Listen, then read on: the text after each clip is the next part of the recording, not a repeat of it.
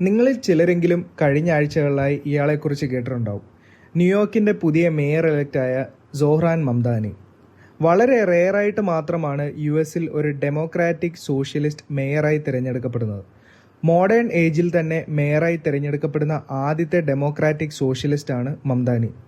അതുമാത്രമല്ല, ന്യൂയോർക്കിൻ്റെ ചരിത്രത്തിലെ ആദ്യത്തെ മുസ്ലിം ഇന്ത്യൻ ഉഗാണ്ടൻ വംശജനായ മേയർ കൂടിയാണ് മംദാനി.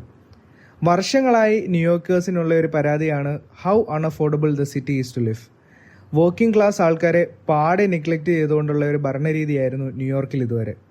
എന്നാൽ ഡെമോക്രാറ്റിക് സോഷ്യലിസ്റ്റ് കാൻഡിഡേറ്റ്സ് വർക്കിംഗ് ക്ലാസിൻ്റെ പ്രശ്നങ്ങൾ മനസ്സിലാക്കി affordable housing, public transport, social equality ഇതൊക്കെ ഫോക്കസ് ചെയ്ത് നടത്തി വരുന്നിരുന്ന ക്യാമ്പയിൻസ് ആളുകളെ ശ്രദ്ധ പിടിച്ചു പറ്റിയിരുന്നു.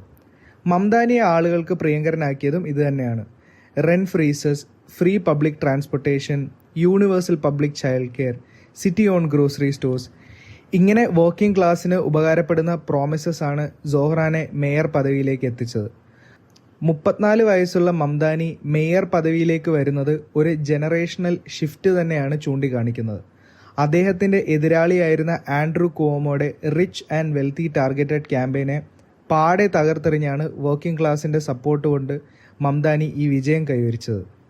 എന്തായാലും ലോകത്തിലെ ഏറ്റവും പവർഫുള്ളായ മേയർ എങ്ങനെയാണ് US മാറ്റിമറിക്കാൻ പോകുന്നതെന്ന് നമുക്ക് കാത്തിരുന്ന് കാണാം.